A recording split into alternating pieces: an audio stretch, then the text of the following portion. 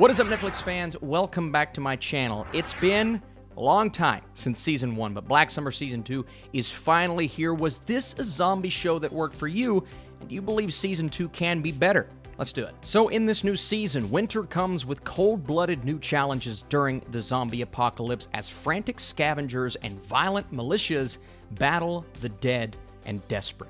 And oh my gosh, the division during Season 1 between fans was wild. Some people loved it and said it was one of the best current zombie shows. Others hated it and brought up reasonable points as to why certain things were problematic. And I thought it was okay. I thought there were really good elements that could have been improved in Season 2.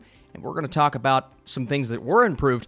But there were also moments and characters that didn't quite get the development and depth that I required, so I was interested to see what they were going to do different here and how they could enhance this idea. One thing they keep consistent is the cinematography and some of these extremely long takes that we get during this season. That's where I want to start. On a technical level, it's really cool. This is a very difficult thing to capture, especially with a show like this and so many different extras that have to do their part right.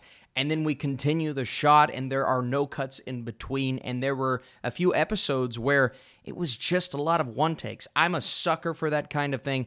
And it really felt real because of that specifically.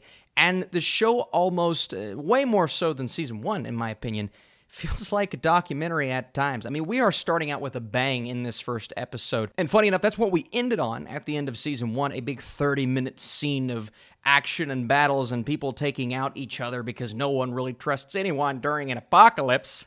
We kind of got to experience that last year with the toilet paper. But beyond that, we're getting right back into it with Season 2 as you think we're with someone, and then someone else will come in and take that person out, and then somebody else comes in and takes that person out, and it's just this wild, crazy, hectic, frantic opening episode. And I thought it was really effective.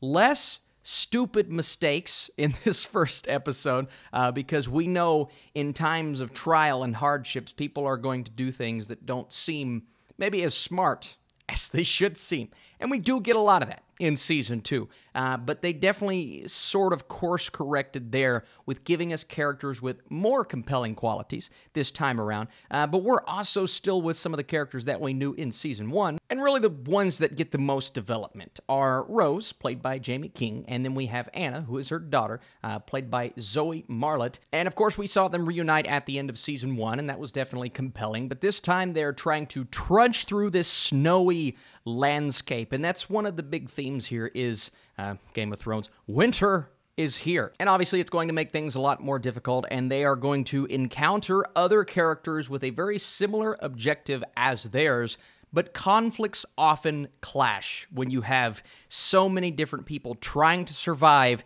and that level of trust is just not there. We saw that with Season 1. We see it in something like The Walking Dead, and that's a very consistent theme that they're going to maintain. The standout element for me this season was, one, I did care about the characters a bit more. Her daughter coming in and becoming more of a main player, that is something that really stands out for me and elevates this season above Season 1, in my opinion. But also, the intensity is so rampant this time and just keeps you on your toes, on the edge of your seat. That being said, of course, there are times during this season where it slows down. We get a bunch of characters in a mansion or a bunch of characters in one room, and, you know, somebody's hungry, somebody needs medicine, someone's just kind of like, I don't want to be here anymore, and I don't trust you, so I'm going to hold a gun in your face. We get a little bit of that, and that's going to frustrate some people, obviously.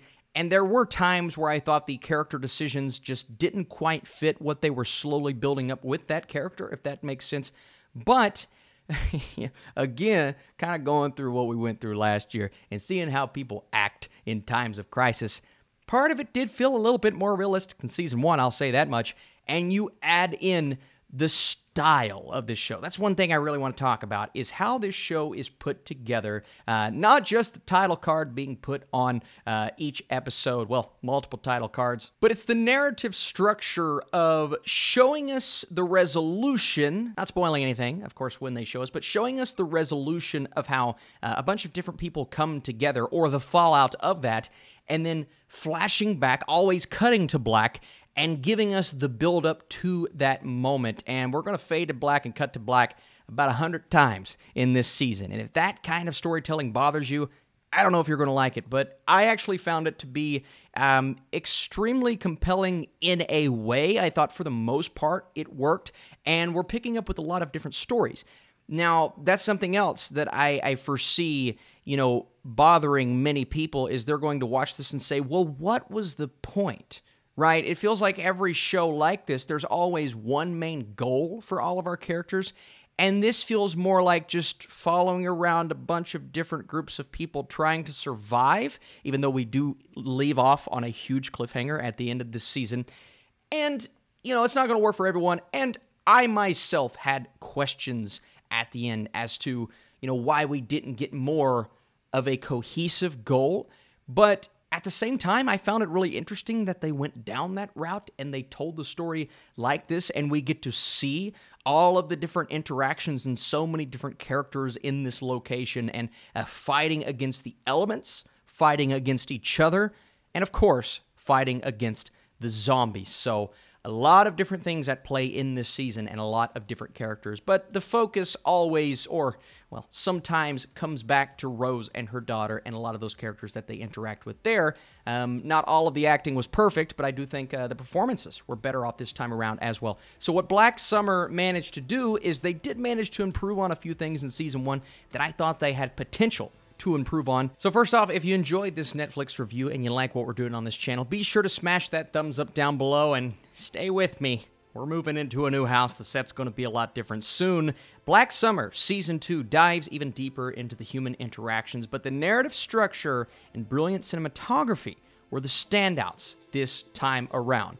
I'm interested to see what people think. I'm going a 70% for this season. A solid season of zombie television, and sometimes you just have to sit back, relax, turn your brain off, and enjoy the madness and the intensity. Thankfully, even with some of the flaws with the characters, there were definitely things to keep you satisfied visually in terms of the cinematography and how they managed to do that, and just the structure. I thought the structure was really cool. So are you guys watching Black Summer Season 2? What is your favorite zombie show of all time? It could be Walking Dead. It could be Kingdom. That's probably my answer. All right, guys. I'll see you soon.